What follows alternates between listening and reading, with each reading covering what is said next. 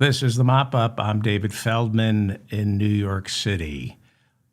Minnesota Governor Tim Walz, who in 2024 catapulted into my heart after Kamala Harris picked him as her running mate, announced on Thursday he is leaving politics altogether once his term as governor ends early next year. Walz said he will never, ever again run for public office. Walz cited the welfare fraud scandal and the fact he's now become a lightning rod. Last year, Walz was considered one of the leading contenders for the 2028 Democratic nomination for president. The speed at which his political fortunes plummeted, well, it's positively staggering. On January 5th of this year, the Minnesota governor ended his campaign to become the only Minnesota governor ever to serve 3 consecutive terms. He said, "I have to spend the rest of the year focusing on my state's social services fraud scandal." Walz said he couldn't run for re-election and at the same time defend himself against accusations of mismanaging his state's social welfare program. And then on Thursday, Walz announced after his term ends as governor early next year, he will leave politics forever. I love this guy. I'm really saddened by this. Minnesota's welfare fraud scandal began after the nonprofit Feeding Our Future program. Its nonprofit executives were found guilty of stealing $250 million in COVID-19 relief funds, falsely claiming they provided thousands of meals to those in need. Although the scandal is blamed on the Somali community in Minneapolis and Minnesota, the mastermind behind this was Amy Block, a white woman with no ties to Somalia. Block was convicted last year of wire fraud, conspiracy, and bribery, and now she faces 33 years in prison. The investigation began under the Biden Justice Department, and after this nonprofit scandal was exposed, federal investigators began uncovering fraud in 14 Minnesota Medicaid and welfare programs. Like I said, this investigation and prosecution began during the Biden years. It's continued into Trump's DOJ. The level of fraud could be as much as $19 billion. The Supreme Court was supposed to issue a ruling last week on whether Donald Trump's tariffs are constitutional and whether he was justified invoking economic emergency powers in order to pick and choose which countries he would target for tariffs, and all by himself without the consent of Congress. One of the chief reasons for these tariffs, he said, was to fix the trade imbalance. Trump complaining Americans were buying too much from other countries and other countries weren't buying enough from us. So, how's it working out? New numbers on the U.S. trade deficit for the month of November are now in, and our trade deficit was up 95% over the previous month. The trade deficit, meaning Americans importing more than we export, it nearly doubled in November.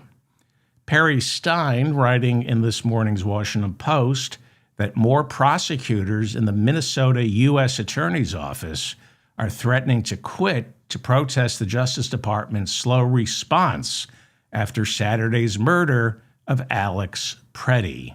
Stein writes that 6 prosecutors in the Minnesota U.S. Attorney's Office have already quit to protest the Department of Justice's zero interest in prosecuting the killer of Renee Good. She was shot to death on January 7th while driving away from an ICE agent.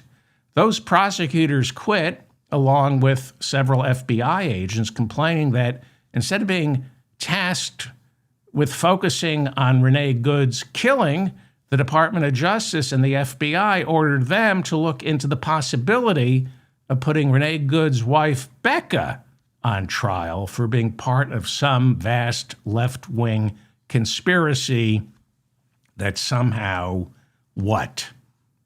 convinced Jonathan Ross, the alleged shooter, to put 4 to 5 bullets in her and then call her an effing bitch, allegedly. Prosecutors in the D.C. Justice Department also quit to protest the slow walking of the Renee Good investigation. Perry Stein over at the Washington Post writing that Minnesota's U.S. Attorney's Office is understaffed, as is the entire Justice Department ever since Trump, Bondi, and Todd Blanche took over. In 2024, during the final year of the Biden administration, the Justice Department had 10,000 attorneys spread out across the country. Perry Stein at the Washington Post writes that in 2025, 5,500 Justice Department employees, not all of them are lawyers, have left the DOJ, the Department of Justice, either because they quit or were fired. We've reported for the past couple of months that Pam Bondi and Kash Patel are putting attorneys and FBI agents on immigration enforcement while leaving corporate crime and terrorism on the back burner. It is estimated that 500 U.S. attorneys alone have been ordered to spend most of their day redacting the Epstein files instead of obeying the law signed into law last year, which requires the Justice Department to turn over the Epstein files in their entirety with limited to no redactions. Well, it's a golden age for white-collar crime. If you're thinking of becoming a white-collar criminal, now's the time to do it. Opponents of the Trump administration designated today, Friday, January 30th, as a national shutdown in solidarity with people living in the Twin Cities of Minneapolis, St. Paul. National shutdown in solidarity will protest Trump's stormtroopers, his ICE and border agent stormtroopers, who continue to terrorize Minnesota immigrants, ignoring court orders to provide those who they arrest with due process. And these stormtroopers at the same time are threatening to arrest local government officials. They're arresting protesters. Go to nationalshutdown.org for more information on where the nearest action is taking place. You don't have to be in the Twin Cities to protest ICE.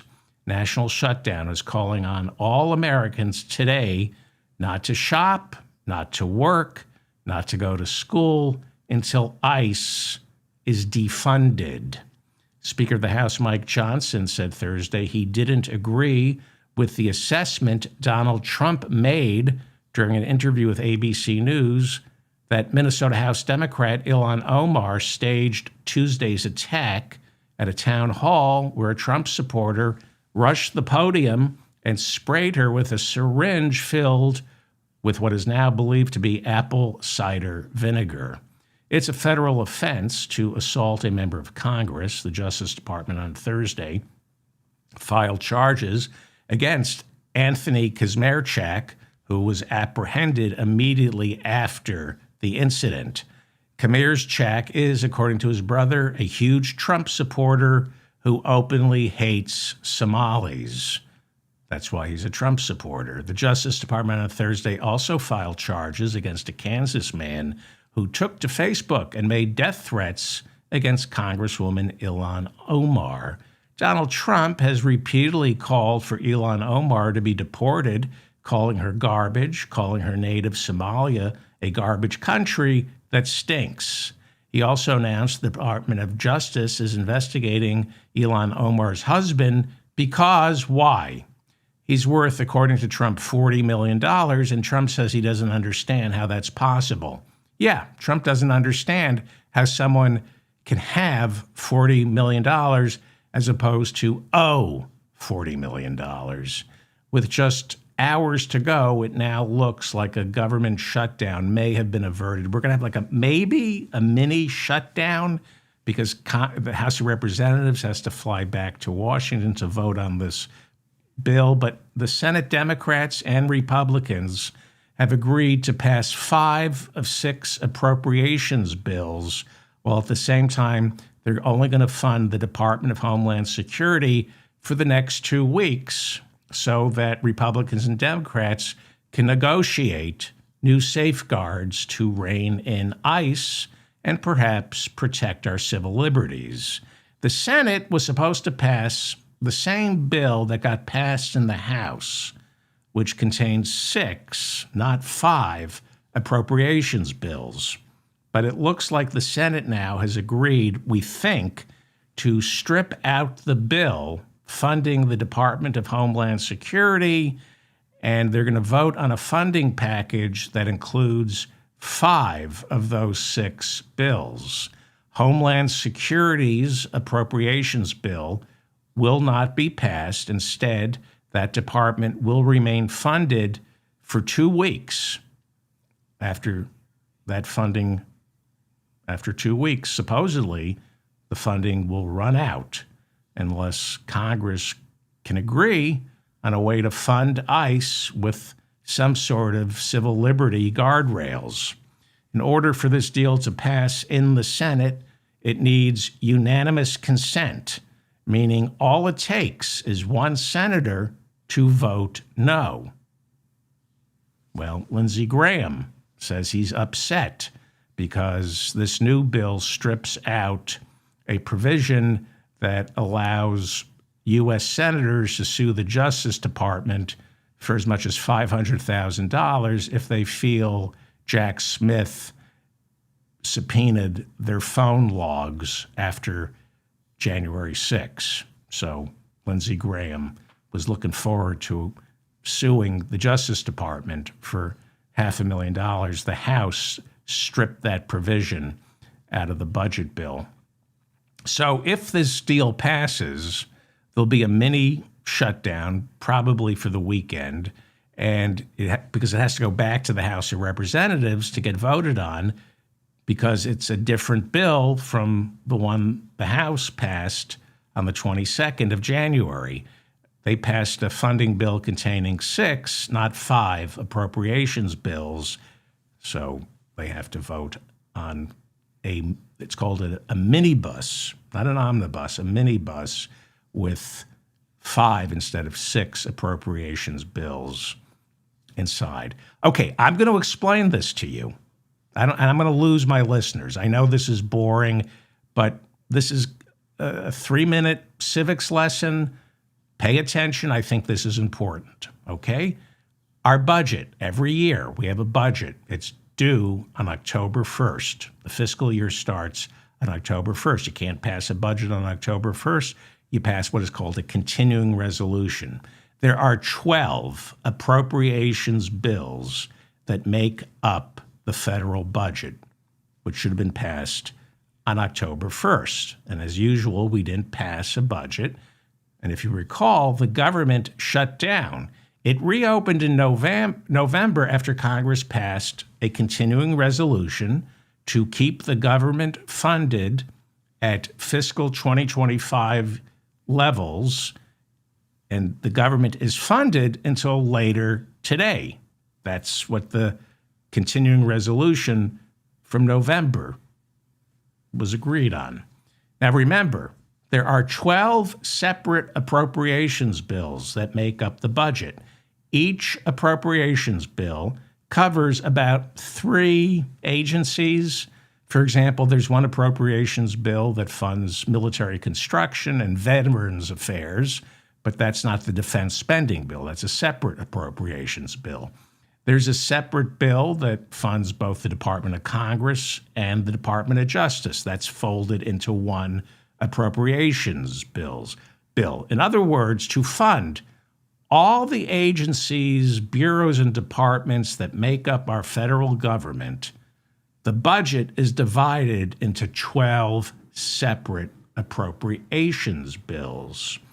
When Congress voted to reopen the government in November, they passed both a continuing resolution and 3 of the 12 appropriations bills, 3 bills to fund the Department of Agriculture throughout 2026 because they administer food stamps.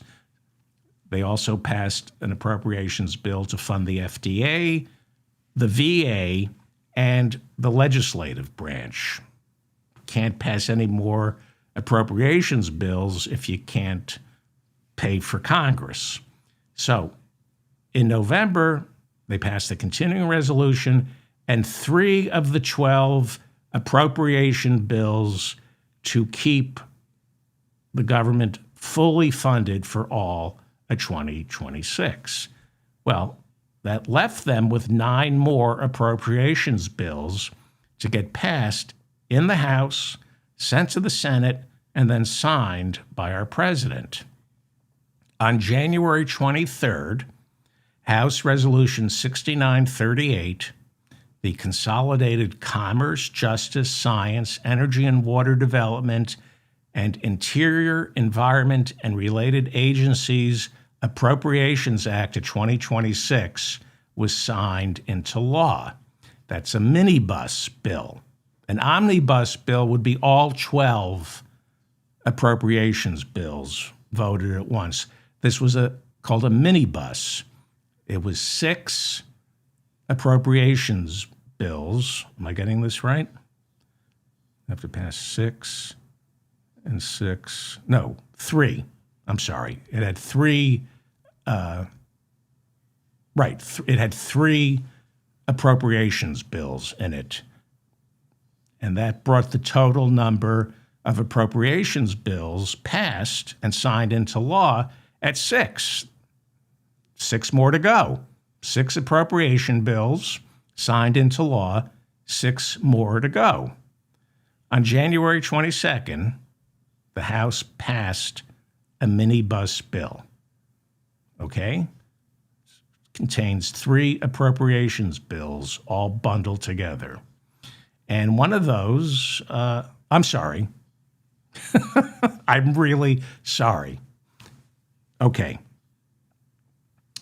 Let me, so January 23rd, President Trump signed into law 3 appropriation. I just lost everybody. I'm sorry.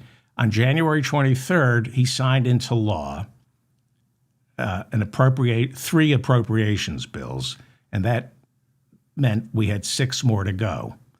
The day before he signed that into law, the House, on January 22nd, passed a minibus bill, a package containing 6 appropriations bills all bundled together.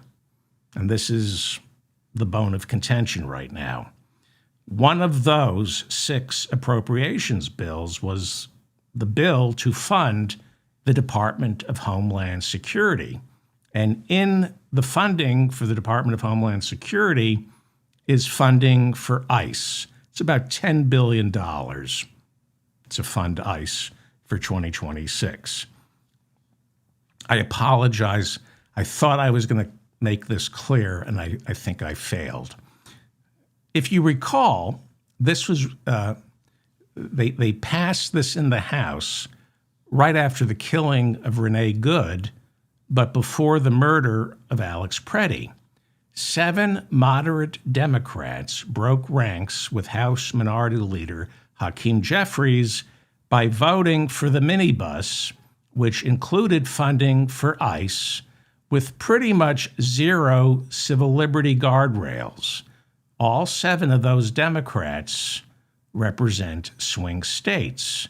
Had they voted against that minibus, that it would have gone down to defeat. That's how powerful House Democrats are right now. So it passed in the House on the 22nd of January. This week, that minibus, the 6 appropriation bills, which contained funding for the Department of Homeland Security, that minibus was sent to the Senate. But before the week began, Alex Preddy was murdered. On Saturday morning, Chuck Schumer, the Senate Minority Leader, announced he will not vote for the minibus because one of the bills in the minibus is for appropriations for the Department of Homeland Security. And he said, I will not fund ICE unless there are provisions to rein it in. And everybody was convinced there would be a government shutdown by Friday. As of early Friday morning, it now looks like Republicans have agreed. Nobody thought they would do this.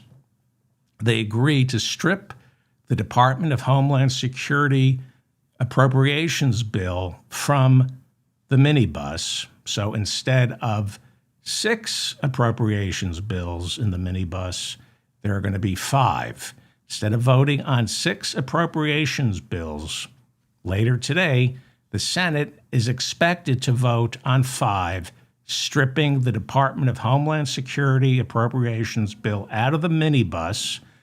They will only fund the Department of Homeland Security for 2 more weeks while they try to reach some sort of compromise on what ICE agents and Border Patrol officers are allowed to do, especially right now in Minnesota. Senate rules dictate you need 60 votes to pass this bill. But on Wednesday, now you need unanimous consent. You need 100 people because they had they taken the bill that the House of Representatives delivered, they would have needed 60 votes to pass it. In order to pass it with the Department of Homeland Security appropriations bill stripped, you need all 100 senators voting yes, and then it's got to go back to the House. But if they were going to pass it as is, the way it came from the House of Representatives with all 6 appropriations bills, Senate rules dictate they needed 60 votes to pass the bill. So on Wednesday, the Senate held a procedural vote on the entire bill with all 6 appropriations bills in it, funding for the Homeland Security in it as well. And that vote, a procedural vote, is on whether or not to advance the bill to the floor for debate and an eventual vote. Before a bill is voted on, they do it's kind of like a test vote. It's called a procedural vote. And the senators have to vote on whether or not they want to advance it for debate and eventual vote. That's what a procedural vote is. It's a vote on whether or not to vote on the bill. And that procedural vote failed. It needed 60. It only got 45 votes. 8 Republicans voted against it. Okay, they voted against the minibus with all 6 appropriations bills inside, including Homeland Security. Died on Wednesday. Couldn't advance it to the floor for debate. So it looks like Trump, maybe on Monday or Tuesday, will be signing 5 new appropriations bills, 11 out of the 12 appropriations bills that make up our budget. The Department of Homeland Security, that appropriations bill gets 2 weeks. The Department of Homeland Security gets 2 weeks of funding. And during that time, we are going to have a national debate on ICE. What this means is we won't see, however, the kind of brinksmanship leading up to the end of the 2-week deadline, because you've got 11 of the 12 appropriations bills already signed into law. So you can't threaten a government shutdown. If they can't agree on a Homeland Security bill, the only thing you shut down is the Department of Homeland Security, but that's never going to happen.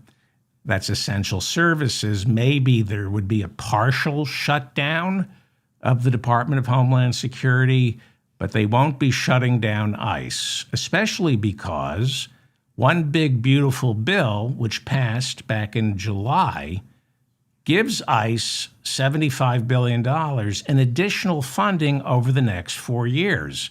Plus, the Department of Homeland Security got $120 billion additional dollars over the next 4 years. So we're talking right now about fiscal year 2026, where ICE gets $10 billion. Democrats are holding up the $10 billion saying, hey, we want civil rights guardrails. Well,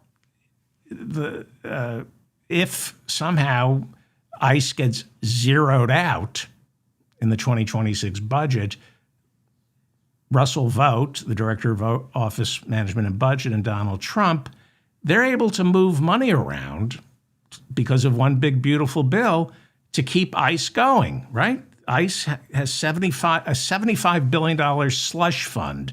And altogether, the Department of Homeland Security has $120 billion over and above what it gets each year in the annual budget. Now, personally, I think the Democrats will demand that the 2026 budget zeroes out the $10 billion designated for ICE, and I think it's only fair that ICE dips into the $75 billion it gets over the next 4 years from one big, beautiful bill. That would be a way of defunding ICE. So we might see that as a possible proposal. As I mentioned on yesterday's show, Chuck Schumer, the Senate Minority Leader, was very specific on what he is demanding in the new Department of Homeland Security spending bill. He wants ICE and Border Patrol agents held to the same standards as other law enforcement officials, which means they can't wear masks, they have to wear body cams, and their IDs must be prominently displayed. Chuck Schumer is referring to ICE as Donald Trump's secret police. Also, Schumer is demanding that ICE and Border Patrol officers can only kick open doors or enter the premises of a business or a school or a church when they have a judicial warrant signed by a judge, not an administrative warrant, which are only signed by Department of Homeland Security officials who are not judges. They're not even lawyers, despite what people like Jim Jordan, the chairman of the House Judiciary Committee, want you to believe. There's a new policy now where the Department of Homeland Security said ICE agents, Border Patrol officers no longer need a judge to sign off on agents kicking open somebody's door. They don't need a judicial warrant. Homeland Security is saying an administrative warrant is good enough. It's being challenged in the courts. Schumer doesn't want to leave it up to the courts. He wants it written into the budget bill. Donald Trump is already saying no to all of Chuck Schumer's demands. He accused Schumer of making these demands because Schumer hates America. But Trump said he was okay with stripping the Department of Homeland Security bill out of the minibus so that Congress can pass 5 of the 6 bills. That gives us 11 out of the 12 appropriations bills passed. Most of the government is funded. Both sides spend the next 2 weeks debating not just funding for the Department of Homeland Security, but debating how ICE and Border Patrol agents will behave moving forward. This is one of the most important debates our country can have. What kind of nation are we? Do we want to turn all this power over to these goons, these slobs who killed Renee Good and Alex Preddy? We probably won't have the government funded by the end of Friday, because if the Senate does pass 5 of the 6 spending bills, then this slimmed down minibus must go back to the House of Representatives for a vote. But the House of Representatives is not scheduled to return until Monday. Speaker Mike Johnson said He was open to bringing the House back sooner, but it could prove impossible getting all the members to Washington, D.C. on time, given the travel constraints exacerbated by the weather. Meanwhile, Border Czar Tom Homan held his first press conference since taking over Operation Metro Surge in Minneapolis-St. Paul. Trump ordered Homan to become the point man there after Commander-at-Large Greg Bovino was demoted and then sent back to his Border Patrol job in California. During his press conference on Thursday, Homan conceded the reason he's in Minneapolis is because there have been problems. Homan said there would be a drawdown of federal agents, but that drawdown is contingent upon local authorities turning over to ICE any immigrants being held inside state and municipal jails. It's called a detainer or an ICE hold or a Form 1-247. It's an official request from ICE for local law enforcement to hold an immigrant who is about to be released from jail, hold him, it's a detainer, detain him for 48 hours so ICE can then come in and grab him, detain that immigrant, and deport that immigrant. It's up to the individual cities and states to decide whether to hand these immigrants over to ICE. Jacob Frey, the mayor of Minneapolis, said he will not cooperate and that ICE has to do its own work. Why is he saying that? Well, what's happening right now, thanks to the Laken-Riley Act, which was passed last year, this is why it's happening. And it's why ICE is not as lawless an agency as we like to believe. Because of the Laken-Riley Act, ICE and Border Patrol can now detain and deport any immigrant charged with a crime, arrested for a crime, not convicted, charged with the crime, even when the charges are dropped, or if the immigrant was found innocent, ICE can still detain and deport that immigrant thanks to Laken-Riley, which was passed last year.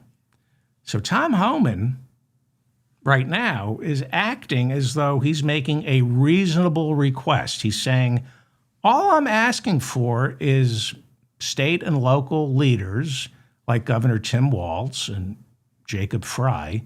All I'm asking is give me your immigrants. Give me your immigrants who you've jailed for what? Speeding, bench warrants, getting into a fight. Immigrants get arrested all the time because they live in the United States, where everyone eventually gets arrested once. Thanks to Laken-Riley being passed last year, just getting arrested, not convicted, not even charged sometimes, just getting arrested, that's sufficient grounds for ICE to detain and deport you. Have you been arrested? I've been arrested. I was charged. The charges were dropped. But if I were an immigrant with my papers in order, thanks to Laken-Riley, ICE could detain and deport me if they found me. So guess who I would be terrified of? My boss. That's how you get a compliant workforce. You get arrested, you're an immigrant, you're not asking to be paid for overtime. You're just going to do as you're told. Donald Trump, convicted felon. If he were an immigrant under Laken Riley, he could be detained and deported. That's what 42 House Democrats voted for last year. Because in America, it's more important to be soft on civil liberties than to be perceived as soft on crime. Although polling now is showing Americans are concerned about this. Well, Laken Riley, they always say elections have consequences. Well, so do pieces of legislation. As I keep saying, ICE is not as lawless an agency as we like to believe. Laken Riley gives them way too much attitude, latitude, and longitude. Tom Homan said once he gets a promise from Minneapolis's mayor and the governor of Minnesota that they will turn over to ICE any and all immigrants who are about to be released from jail, then ICE agents, border agents, the 3,000 federal agents will leave Minnesota. So they're not leaving. Jacob Frey, the mayor of Minneapolis, attended Thursday's annual meeting of mayors in Washington, D.C. He cautioned other mayors.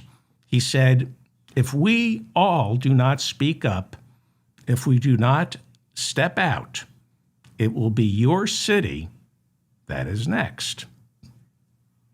By the way, I'm going to remind you of what a POS Greg Bovino is. The New York Times on Thursday gave me a really clear picture of Greg Bovino's disrespect for democracy, members of Congress.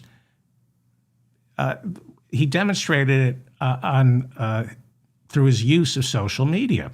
Now, after being fired as border commander at large on Monday, he was sent back to California, but the White House also took away Bovino's access to his social media account, which Bovino was using. He was using a government social media account to burnish his reputation as a tough-talking, taking care of business fascist. According to the New York Times, Bovino was constantly checking his social media and then firing back at critics. This is behavior unbecoming a law enforcement official. I think it's against the rules. If you're in law enforcement, you don't engage in flame wars on Twitter, but that's what Greg Bovino was doing. After Massachusetts House Democrat Seth Moulton posted a message online condemning the killing of Alex Preddy, Bovino shot back online, quote, pipe down with the feigned outrage. Moulton is a United States congressman who performs oversight over Greg Bovino. There is a constitutional chain of command.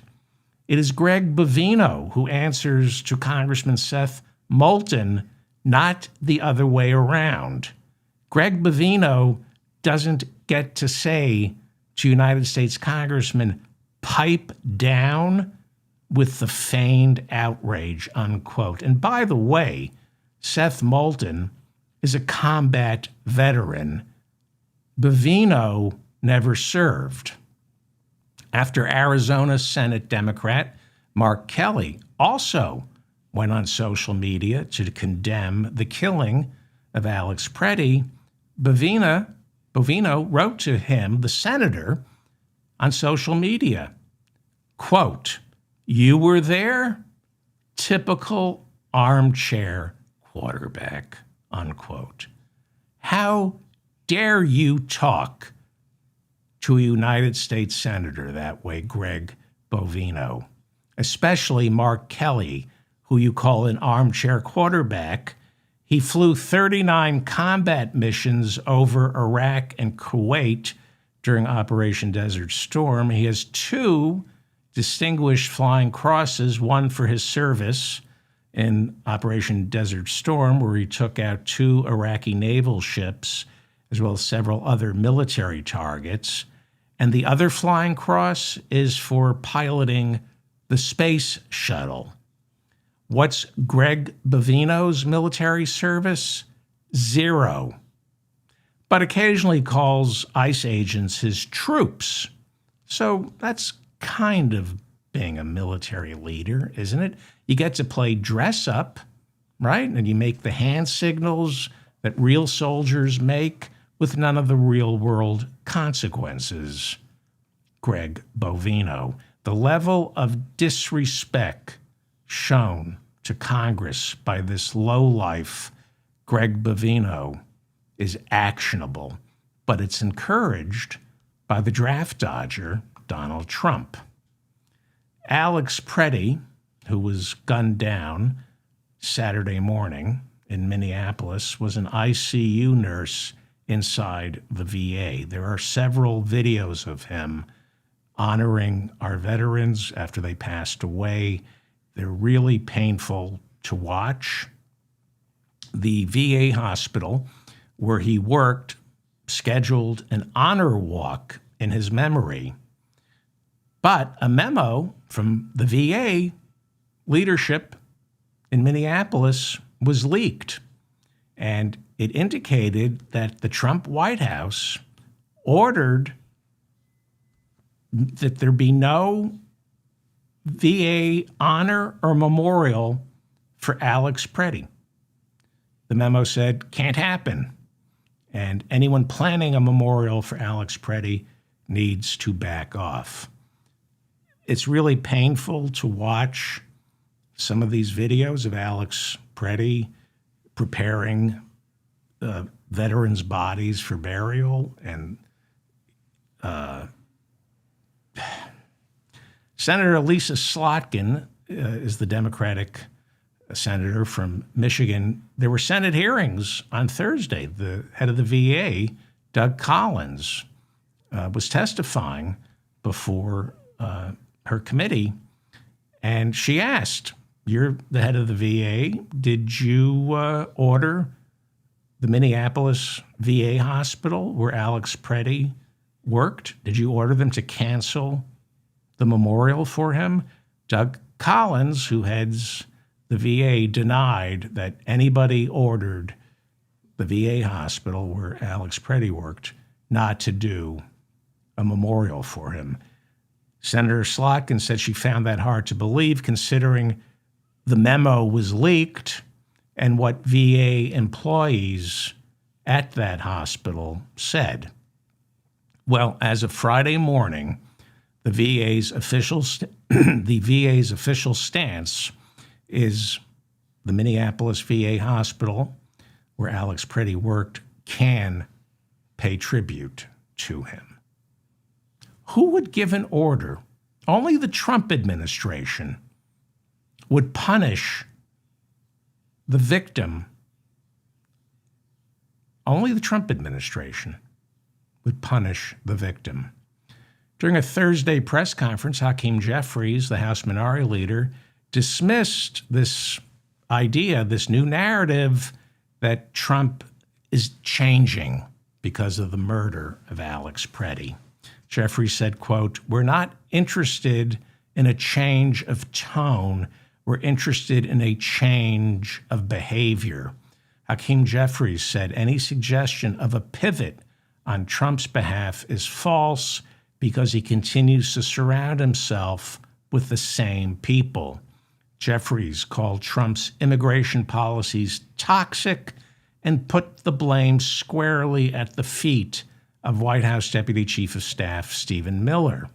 Hakeem Jeffries said of Stephen Miller, quote, "He's a stone-cold liar. He's a bigot. He's a hateful individual. He's a malignant, unelected interloper. He needs to go." There's also been some reporting that Katie Miller, his wife, when she was dating him, she complained he's a racist, but she married him anyway. because she must be a racist too. Jeffries once again said unless Donald Trump fired Homeland Security Chief Kristi Noem, he will introduce articles of impeachment. And as I keep reminding you, the Republican majority is so slim, it will take 3, possibly, depending on what day it is, 1 Republican, like Thomas Massie, to defect, and she will be impeached. She will not be convicted, however, in the Senate. Hakeem Jeffries said of Noem, quote, Kristi Noem is a complete and total embarrassment. She's a disgrace.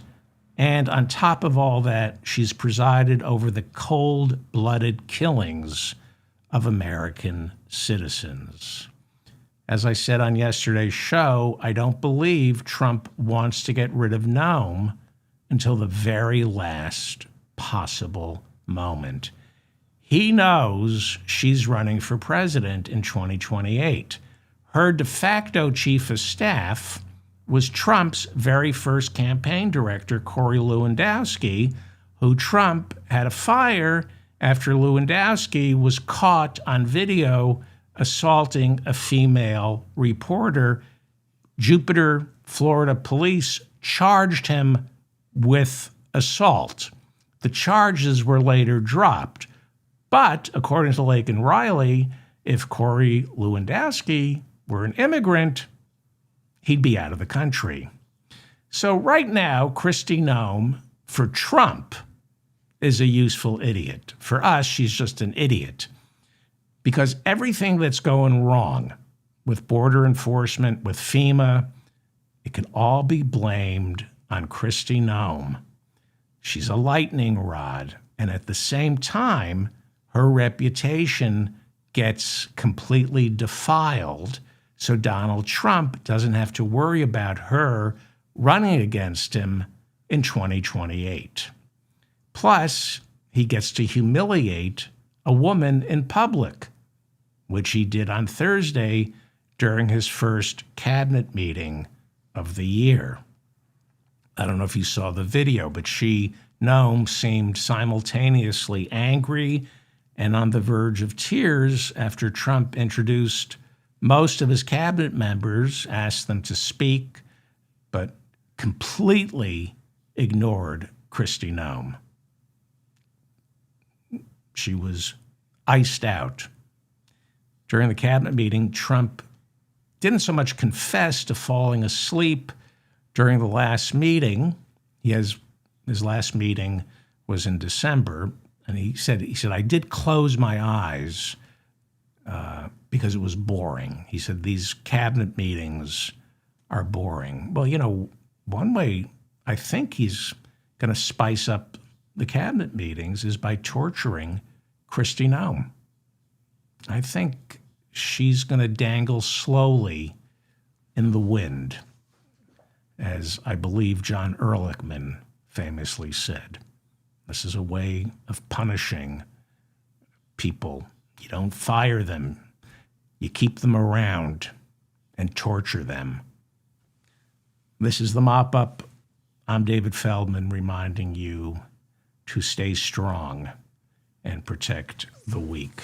Thank you so much for listening. I've been doing a lot of shows because there's a lot happening, and if I don't do shows, stuff piles up and I get sick. I burnt soup. I'm not a smart man, and I want people to think I'm smart, but I'm stupid. And I realized that last night after the show. I literally burnt soup. Now, most of you are thinking, oh, I left the burner on, the water got cooked off, and the vegetables got burnt. No, I burnt water. It's freezing here in New York City. So I thought, what I'm going to do? I'm going to load some mushrooms, carrots, beans, celery, potatoes into a gigantic pot of water, and I'll make a soup. And then 3 hours later, I smell something burning. and I think, oh, I'm having a stroke. Can't be the soup. Water doesn't burn. You can't burn soup. But I thought, you know what? Relax, David. It's probably just a stroke. You're just smelling something burning because you're stroking out. But to be on the safe side, I was a little, because I got a little OCD, check the soup. And I get up and I'm thinking, this is good. This is good. The soup is fine. The fact that I think I burnt my soup means it's just a stroke. So everything's fine. There's not going to be a problem with my soup. And I go check my soup, and I burnt soup. I burnt soup in a pot filled with liquid. I had a boiling broth of burnt soup. How does that happen? Well, I put farro in the soup. Are you familiar with farro? It's one of the grains that the Roman army marched on. It's filled with protein and fiber. It's all the nutrients you need to salt Carthage. Farro. It's a miracle grain. But it turns out if you put farro in your soup, after a while, it settles at the bottom of the pot and it burns your water. While the rest of the soup is bubbling away and you can keep pouring water in, the farro continues to burn inside your soup. So I had to throw out about $10 worth of vegetables and a bag of farro. And the pot was ruined.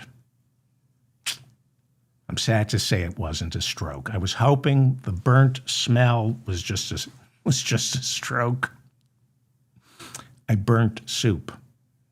I'm a stupid man. All right. Thank you to Bob and Mila, if you're here, for keeping the chat. Is anybody here for keeping the chat room civilized? Leave a comment. If I made any mistakes, please correct me. I do my own research here, so I don't think I make mistakes. You can check the comment sections. If I made a mistake, I pin the comments, but I don't think I make too many mistakes here. Well, all right, that's it. Subscribe to my channel. Do all the things everybody else asks you to do, but do it for me. Thank you.